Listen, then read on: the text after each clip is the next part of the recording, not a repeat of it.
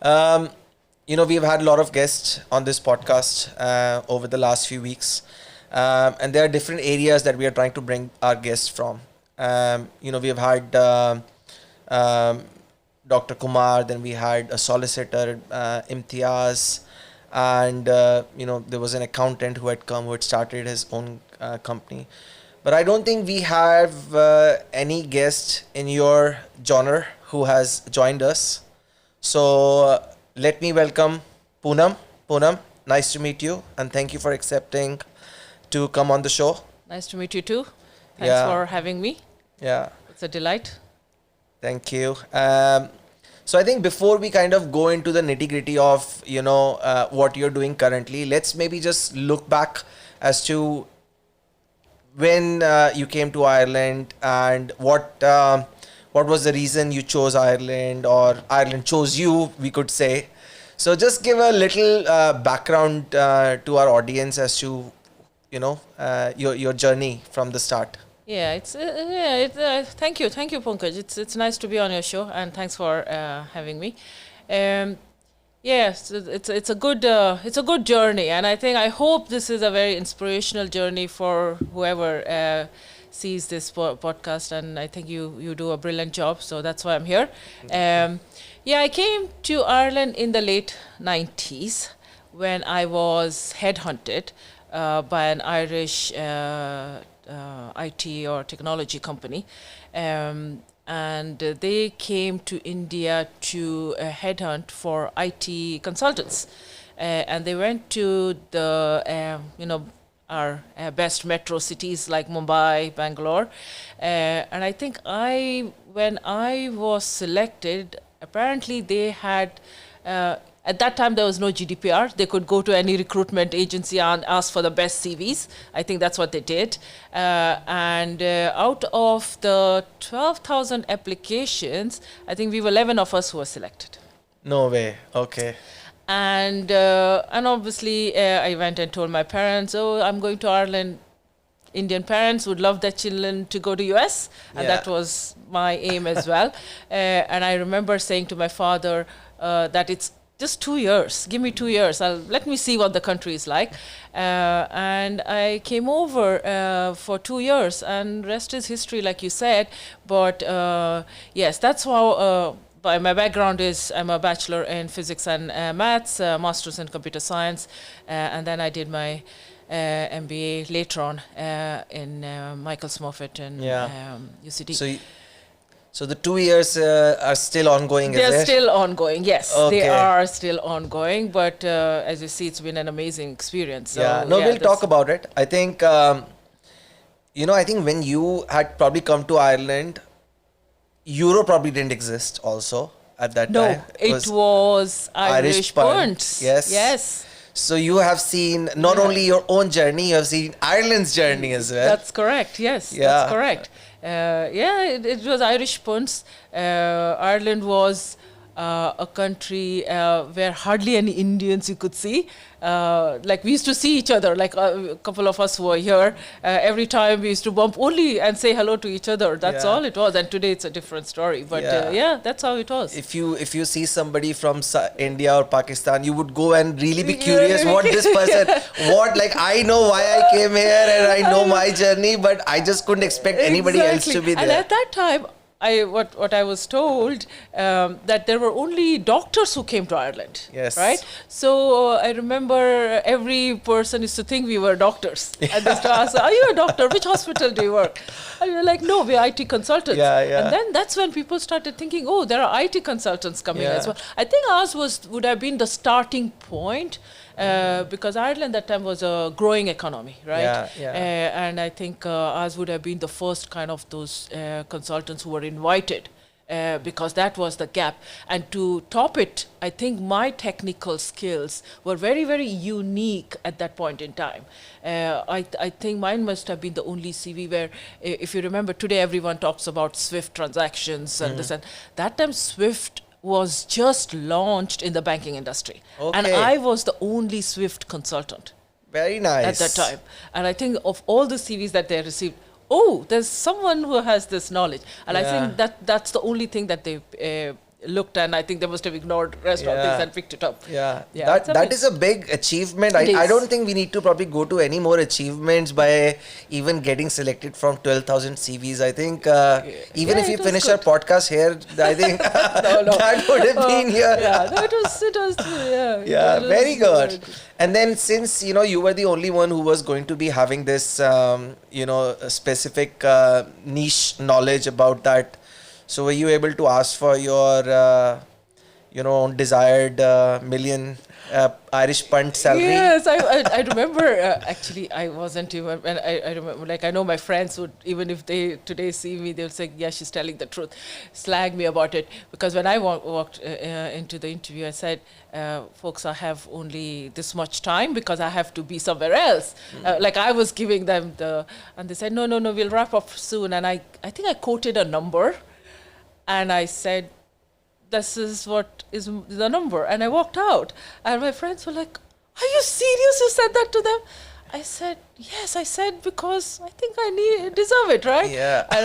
And to be honest, until date, the people who selected me, they happened to be my best friends later, or my best mentors. Yeah. I think it's a journey which I will never forget. Yeah. It's a journey which I'm thankful to many people.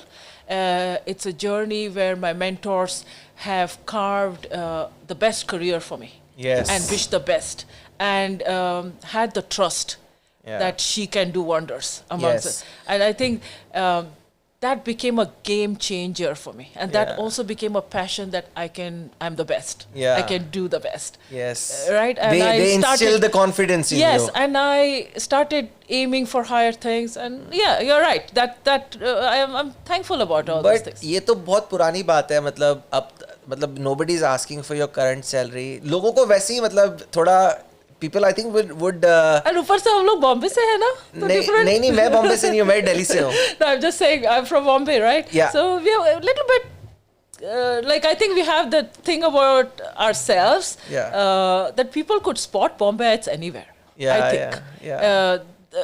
I don't know what it is, but it's the whole culture about being confident, being very different and high achievers.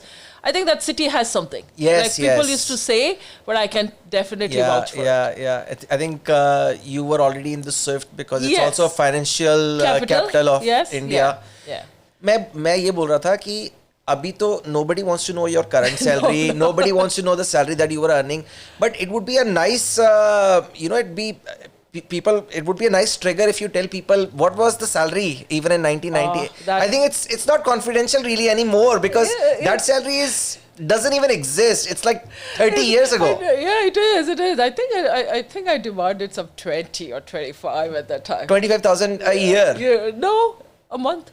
No. Yes. 25,000 punts a month. No. That wasn't punts. That was remember we were recruited in India, but then that changed. But that a year was something different. Around I don't know 35 I think. 1,000 euros. Yes. But that was quite a bit of salary in that time, right? Those are pounds. A year. Yeah. Oh, yeah. Today, if you tell anyone, that will be 35. Yeah. I think that would be equivalent if you look at the, about 200,000-300,000, I think, for that time. I would say so. Yeah. And also, it was a different lifestyle. See, we came with a different lifestyle, right? Everything. So, tell us, when you came here, which were you hired as from a recruiter to work for a company, or was it they were from a company who you were going to work for? No, directly. This it was called Kindle Banking Systems. Kindle Banking? Yeah. I never heard of them. They came to Ireland. They came to India. Yeah. And then today they are there. They were bought by another English company called Mises now.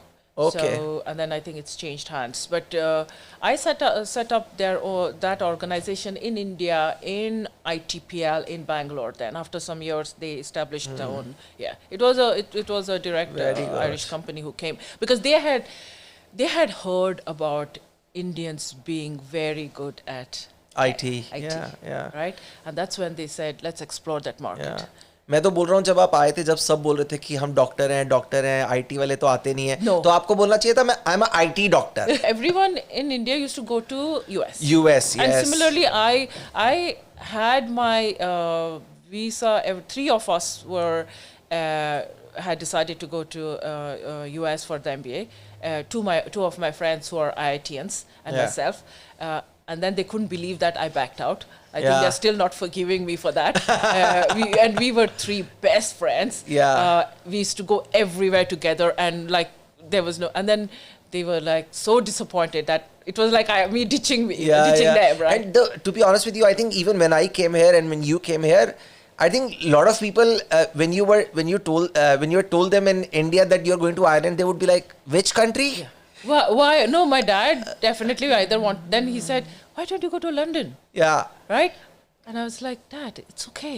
Yeah. Like, let me give it a shot." Yeah. Right? I think in India, the awareness for Ireland wasn't that much long ago. No. Even when I used to call my parents when I had come to Ireland, and I had come long time ago, my father used to tell it's my son calling from London. He would never say Ireland because people wouldn't know where Ireland Then is. they have to say that Ireland is Yes, it's just adjacent unlike to today. it. Yeah. Yes. So I think the awareness is there. Anyway, so how long did you then work in your IT field? I work even today. Yes. The journey continues. But I worked for that company for 4.5 before I was headhunted by. Then I was headhunted by another one. I think I have this.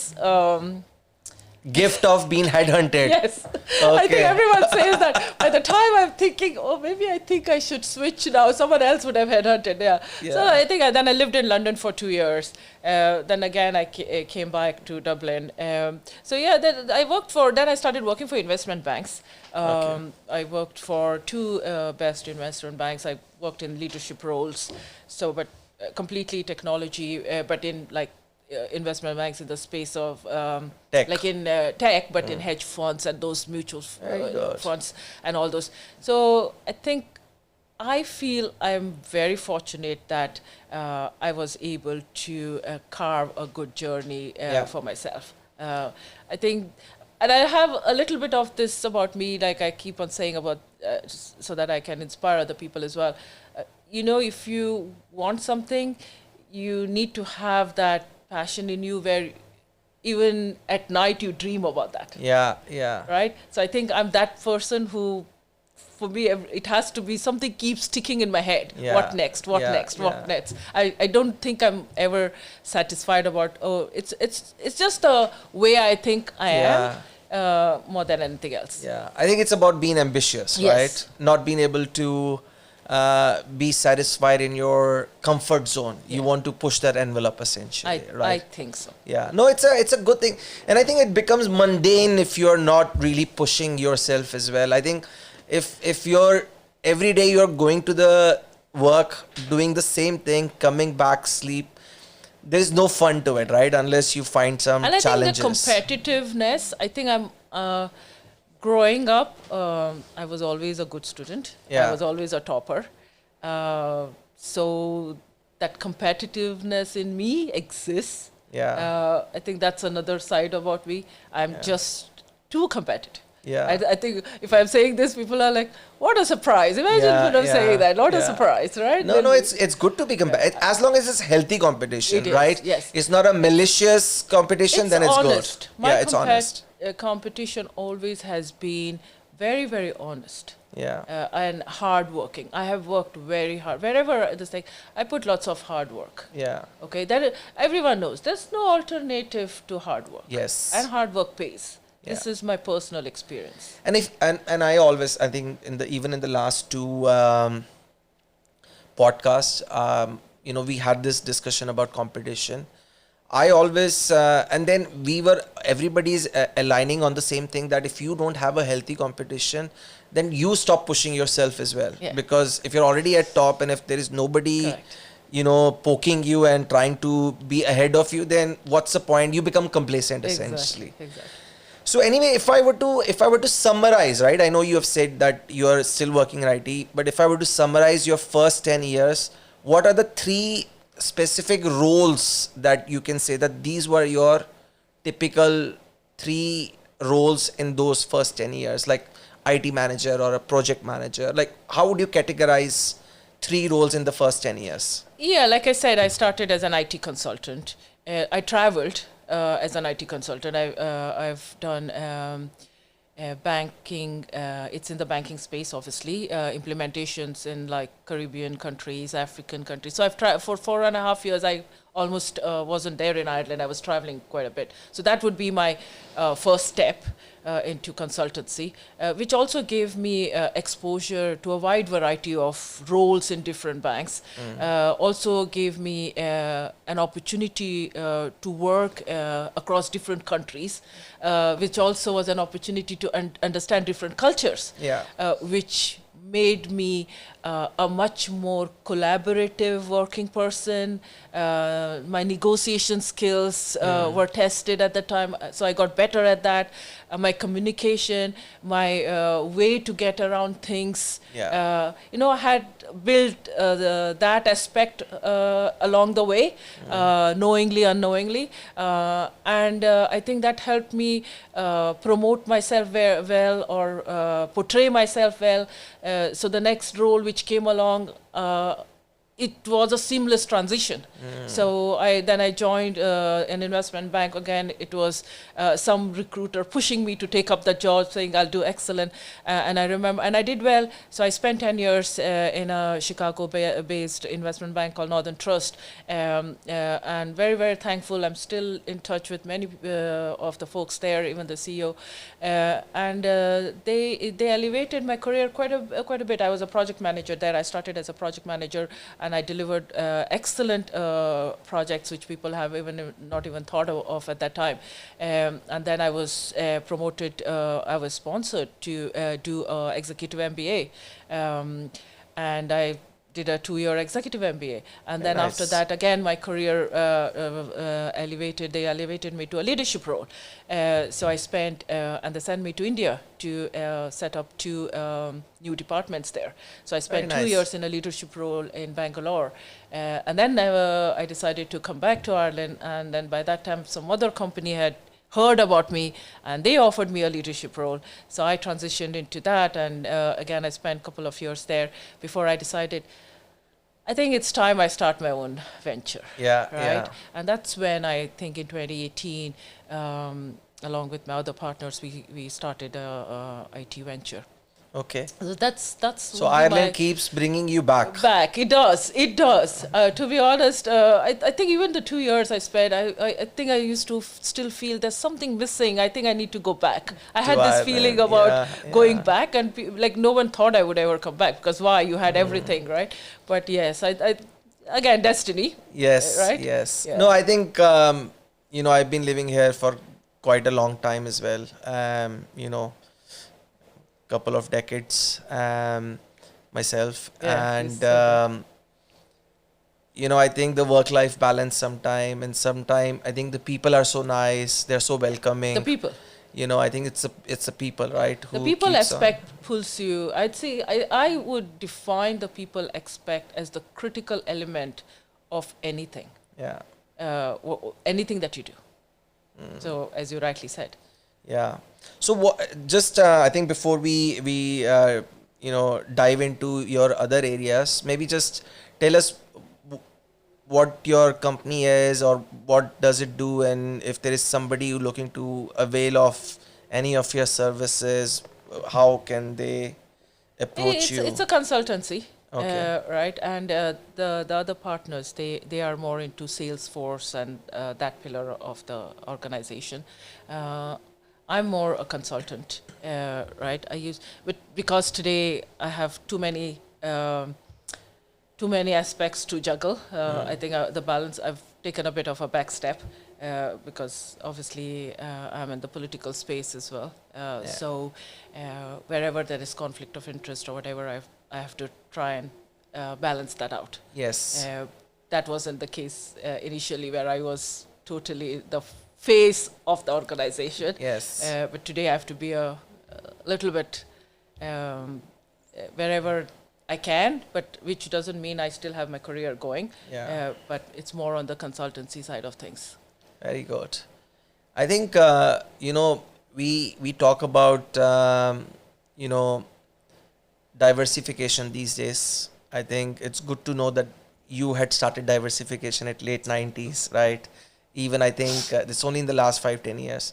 But I think you would be the best person for all the girls out there, who could be, looking for a career path, or who would want to do something in IT field. Like, is there any way you can sum up how they should take that trajectory? See, because again, I can speak from my own career or my background, because obviously it's been STEM or STEAM where they have introduced arts now. Uh, I'm a big advocate of STEM because this is the space that I enjoy. This is Yeah. the space that I've been successful, and that's why my aim is always to encourage more and more women and the younger generation to take up STEM, which I feel is going to be the future. Tech is the future in any industry. Also, because Ireland today offers lots of opportunities in this area. And I have always, I think in fact, my political journey started somewhere there where I'm promoting STEM education to be inculcated in the primary schools, junior schools, because sometimes it's too late by the time it reaches the secondary, right? Because at that stage you can mold the students, you can encourage them to take up maths and science, and that becomes a habit and it comes naturally, and then the transition isn't hard or difficult. So that's been my aim, and it continues to be, and therefore I encourage more and more and women in STEM is a gap. And today, companies and organizations are promoting more and more women into the leadership roles. And even in today's world, you can see most of the CEOs are women in tech organizations, which used to be, which Was not seen was as not much. seen in maybe a couple of years ago. I sometimes used to find myself as the Woman in the only room. woman in the room or the boardroom, right? But that's not the case. And I would say, I would say that more and more parents should encourage their children to take up STEM education. Maybe for our audience, I think maybe just elaborate a little bit on more what is STEM. Yeah, so STEM is obviously science, technology, engineering, and maths, right? The full form of it, and they have introduced arts, so that's why it is STEAM, right? So I remember a couple of years ago, if you were to pick up engineering, sometimes it used to be, oh, someone is going to do only computer engineering. Today, most of the colleges are in fact doing a balancing act, which is very good, because they are offering engineering and business, or engineering and something, right? Otherwise, it used to be pure engineering. Yes. Right, and sometimes it used to be a put off for some people. They used to, oh, pure engineering, I don't want to do. If you're balancing, then some. Because I remember when I did my master's, I think that was the master's that UCD had brought over from US. And normally an MBA is 16 subjects, and I think we did 20 subjects. The reason we did 20 subjects because they brought in finance. So I would have studied corporate finance and other economics as part of my MBA, which was an innovation and technology MBA, right? So that's why I say that even I think, number one, the first step is to make sure your children don't drop science and maths Yeah. when they get into secondary school. You have to make sure that those two subjects stay, right, and they continue. And that is your first step to encouraging your kids to take up STEM education. So there is computer science, there is computer engineering, there is mechanical engineering, there is electronic engineering, but end of the day, every industry today, be it medicine, be it arts, be it architecture, every industry will have to introduce technology into the organization. Yes. Right? The future is tech, because you're seeing AI. People are thinking, what is AI? Artificial intelligence. AI, ML, machine learning is the future. Like, people, who Who would have thought that in the banking industry, that's where my core competency is, that even today the banking industry would be so reliant on introducing AI and ML into their space. Because that is the future, which means, again, you cannot be studying only economics, only business, right? Only finance, because without introducing tech into your education, you will be left behind. Yeah. Okay, so that's why this is my biggest, I hope it becomes like a everyday norm that people at the dining table, parents start talking about tech, and then it will become second nature. Yes. Right? That's where I feel that whole momentum needs to happen. It should be a dining table talk. Yeah. So no single subject should be in isolation. Like there should be much more like a jack of all trades, rather, rather have like have a at least not an in-depth knowledge, but at least have an overview of overall view, and you understand what each topic or each area brings when you actually go into the workforce as awareness has to be there, Yeah. right? People might think, oh, I'm going to be doing film, I'm going to be in the beauty space, so that's fine, but even for that it is going to be technology that's going to help you, that's going to drive it. right? Every force, because like what is AI? Yeah. Right, you're talking to it, it's chatbot, all those things. So it's not that you're good as. Sometimes people have this fear, oh, we're going to be behind the desk coding. Yeah. No, that's not the thing. It's different now, right? There are more opportunities in the technology space which are different to what your perception about technology would have been, right? So that's my. I think even I think and this is how we'll probably finish it at this, but how our work has evolved in a way that we have gone from traditional workplace to remote workplace to being a pure tech company, but this tech relies on AI. I think what you're suggesting essentially is mapping that out into education as well. Correct. Right? So the education is of a level or at par that when people leave the college or the schooling, then they are ready to be in the workforce, which demands that education, right? Yes. Yeah. It is like your education system can't be the typical traditional education system where you're just studying a couple of subjects and you're appearing for the exams and that's it. It won't. Your future generation will fall behind. Yes. Right. People talk about why is US so advanced.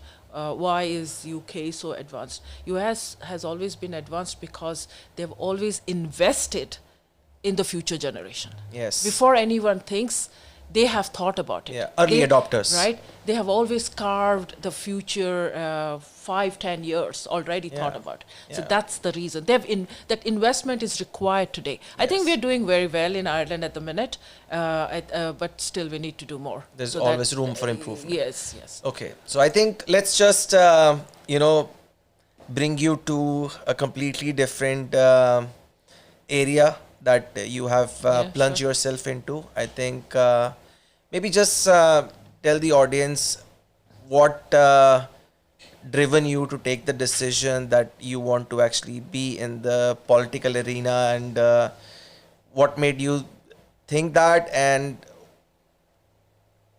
how was it when you actually first won the constituency? What was the feeling like, and how do you still continue to drive that and be motivated that this is the area you want to actually further propel into?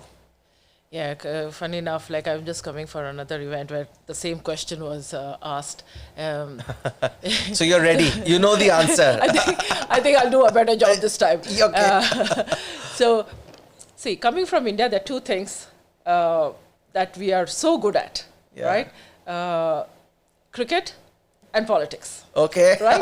Aren't you? I think it's in our genes. Yes. To be honest. No one it comes natural. right? No one Yeah. teaches us Yeah. these two things, and people would laugh if we Yeah. tell them. But I think we grow up hearing from every person these two aspects, right? So I don't think so. It comes naturally to us. It's like a religion to us. It is, yes. Yes. And I think it's not the case everywhere. But I think as Indians, there are two things we definitely inherit. Yes. Take it or leave it, but it's an inheritance. Yes. So similar happened to me. I think I used to, I remember going to office every day. The first thing for me as growing up, like my dad is a very avid reader. So the newspaper is the first thing to open in the morning. I think that habit still exists. So I would have finished reading the newspaper before even I walked into the office, right? So and that first, I think 15 minutes was me lecturing my colleagues about what's happening in politics, whether who's doing what, who is doing best, and I think they used to be ever ready for, oh, here she comes again, and she's going to bombard us with these things, right? And that became a norm. To be honest, I don't think I ever thought beyond that. Yes. But funny enough. When I joined Fine Gael, the party that I represent, What year was it? It was 2017. Okay. And when I joined, I think I joined because someone else asked us, me and my husband, to join the party to support them because of their political aspirations, right? And so we just joined the party so that obviously a good friend we can support, knowingly, unknowingly, knowingly, I think.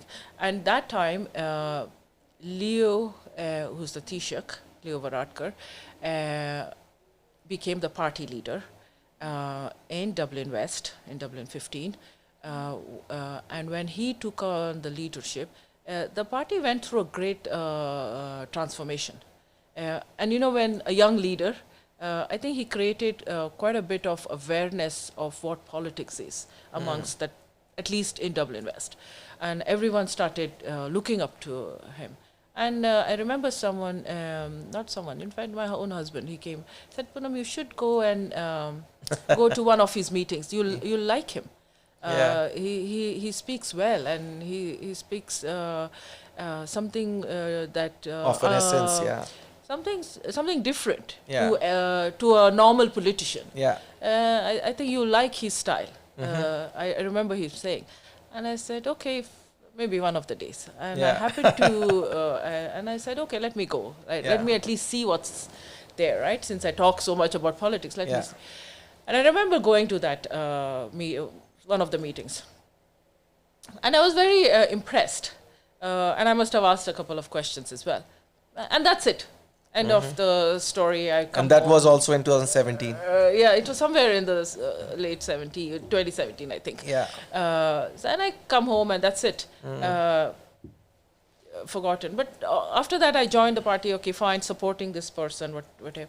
But in late 2018, what happens is every election time or something, depending on the census, and there's always boundary changes, either during local elections or for general elections. They decide that, whether they need to create an extra ward. An extra ward means more representation of councillors. All that happens, right? So in 2018, a new LEA, a local electorate area, was formed in Dublin 15. Okay. It's called an LEA. That's a new ward. And obviously all the parties were looking for candidates to represent, and Fine Gael was one of them, where they wanted a candidate to represent that ward. And then we used to live in Castleknock, and this ward was the one that I represented. It was Blanchardstown. And they asked me, would you run? Or for us, like, would you be okay to be our candidate? And my answer was straight no. Okay. It was scary. Not because it was scary, because my corporate career was also at a high. Yeah. Okay.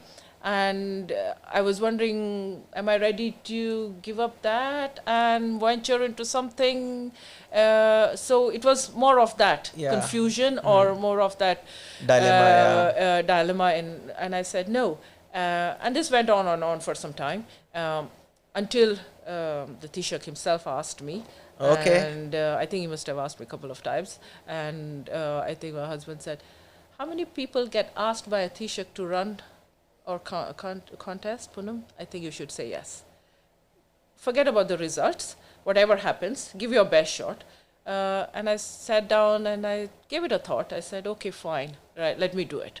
Right, let me see what it is. At least it shouldn't be that I never tried. Yes. And I just gave up. Right, if you don't try, you never know what it was. Yeah, I don't think it was the. I was scared of trying, or I was scared of the results, or it wasn't the, it was that, am I really ready to give up a career that I'm passionate about, a career where I'm at a very good space. It was one of my peak times as well, something that I worked so hard and I'm like there. That was my, I think that was something that was going in my head. And obviously, looking back now, I think I did everything right. But then in 2019, I said yes, and I became the candidate. After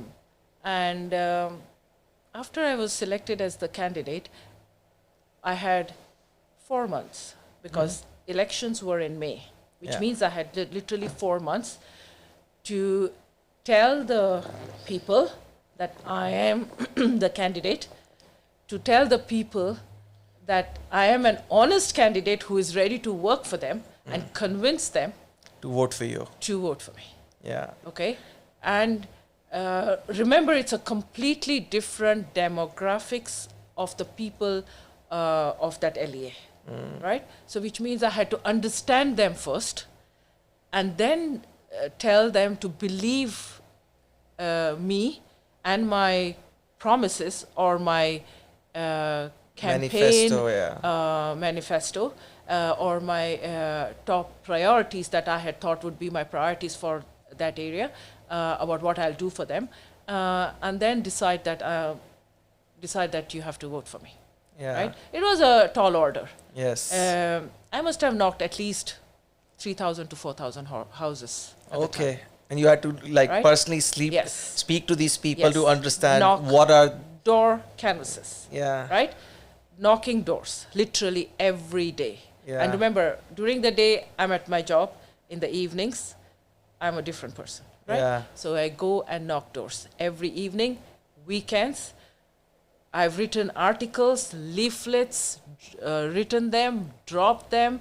So it's like leaflet dropping, again, forming a team, door canvases, then posters, putting up about, I must have got hundreds of posters, right? So in that 4 months, I had to prove I'm the best face for the constituency.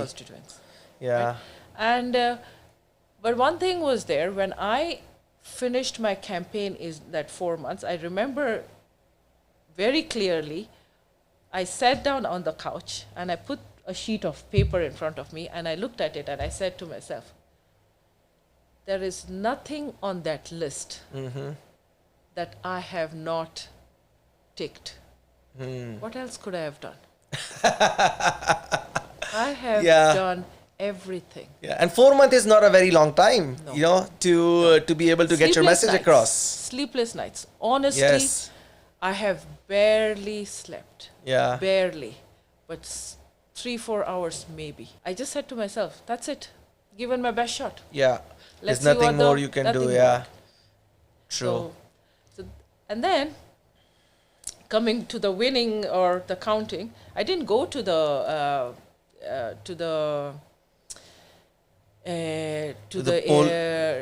not the polling, this thing, there is a counting booths there, right, where they count the votes. counting centers. Yeah. So I didn't go. My team was there. Just because you were afraid that the result they would said be to against me, you. No, they said to me, I think, Punam, it's fine. You relax. Yeah. There's no need for you to be there and panic or nerves, right? We'll go there. And I'm thankful to the team. I had a brilliant team. I had a Yes. brilliant team. Right? I'm sincerely thankful. And I just sat, and I think around 3 o'clock, they knew I was going to win. Okay. And they said, okay, now you can come. Yeah. And I remember going there, right?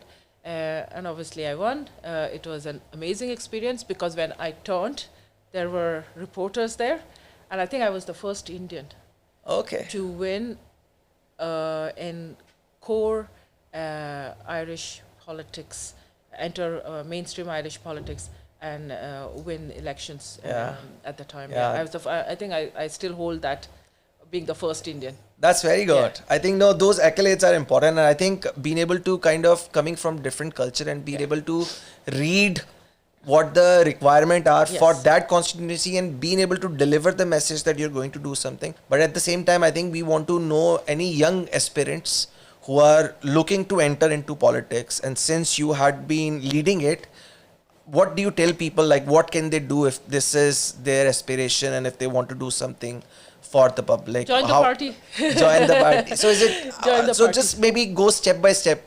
You have to join the party, then be able to work as a party member, and then get the then apply to be selected as one of. So what is the step by step process? There's no rocket science process as such, right? Okay. If you are passionate about politics, obviously I will promote Fine Gael because I'm part of Fine Gael. You become a member of the branch where you live. There are branches all over. You become a member. When you become a member, sometimes people just become members and just forget that that's it. You have to start attending branch meetings. There are lots of meetings that Fine Gael have all over the country as well. There's something called as the Ardesh, which is a meeting that is held once in a year, once in 2 years, depends on the schedule. Now it's going to be in April, right? So where the party is talking about policies, party policies are changed, new policies are being brought into the party, all those Yes. things. So they have something called as, every party has that, it's called an Ardesh. Yeah. This thing. So we are going to have that. So make sure you're there at the Ardesh, so you understand the party policies, you understand what Fine Gael as a party represents. Their vision is, right? yeah. And then once you get involved, and then you can start by supporting the current candidates, Yeah. right? That gets you involved in their campaign. Yeah. So then you understand what the campaign is about. Yeah. Some people are fast learners. Some people take time. So there are lots of things that you first, number one is you become a party member, which gives you an opportunity to see or enter, at least see what the politics is about, Yeah. and understand the ground level politics, and then make sure you at least support the candidates that are in your area, so which gives you another level Learning of experience, understanding. yeah. The politics every 5 years is the elections, and maybe at some point you make it known that maybe you are available to represent your area in the next election. So if they could consider, so they could maybe put you as, as someone who's interested. Yeah. Make your interest known. Otherwise, how would anyone know? Yeah. See, like sometimes people think, oh, what happened to me might not happen to everyone, right? Yeah. For me, it just happened. But again, it's not that I was sitting in somewhere and people have spotted me. You need a visibility. Right. Yeah. I think just one last thing. I think maybe you want to tell people that what is the councillor core job? What do they do day to day? And if somebody needs to approach them for any issues or any challenges that need to be addressed, how can they do it? Our contact details are in the public space. Yeah. You can contact me anytime for anything. And then we will, maybe sometimes there could be things that we could help in our capacity. So as a councillor, people say it's a part-time job, but it's not, because most of the meetings are in the evening. Yeah. Right? Or most of our events are on the weekends. But as a councillor, you are responsible for your local area issues.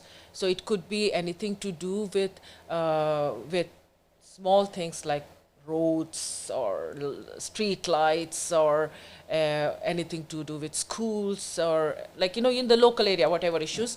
Plus, it could also be like in Dublin 15, the area that I used to represent, there was lack of schools. So I was a big advocate for getting new schools built, right? And I'm very happy that some of the work that I did there will bear fruits. Another one is the temple. Yeah. Right, we don't have an Indian temple. Yeah. I've been working on that for the last 1.5 years. Okay. Right, and today we will have a. Let me honestly tell you, we will have a Hindu temple being built in Ireland very soon, because I have been working with the previous council, that's the Fingal County Council, to get land approved, which will be bought by one of the Indian charity organizations, and it's in Dublin 15. So I have brought it to a phase where it is, the negotiations are almost done. Yeah. So there will be land that will be acquired, where once the land is acquired, then we will be able to build the temple. So that was a big achievement, and it's a good one. That's very good. Yeah. That's we've been waiting for that for 20 years almost. Yeah. Right. So I've worked very hard on that, and I think that's my biggest achievement. And then there's a school. I hope the Taoiseach has an opportunity to turn the sword for a new school there very soon. And I think another one was the GA pitches. Right. Those kind of things those I call are strategic achievements. Yeah. But I think I could do them also because I got lots of help from the Taoiseach itself, from the constituency. But other things as well, whatever issues, people can approach me. Yeah. And if I can do, I will definitely help them. If not, I can approach my colleagues or someone else. But I can help people in whatever way I can. Cool. No, thank you. Look, it was good having you. Thank you, Pankaj. If there is any last word, but I think you've covered. I think I've covered most of the IT, ground. school, and then lastly. Except that now I've been in this June 2024 elections. I'm going to be representing the Kimmage Rathmines LEA. Okay. Because I've changed constituency, because this is where I live now. Okay. So this is where I'm going to stand for elections, which covers the area of Dartry, Rathmines, Rathgar, Terranure. So we want as many people to support yes. you, of course. Okay. Thank you. Pankaj. Thank you, Punam.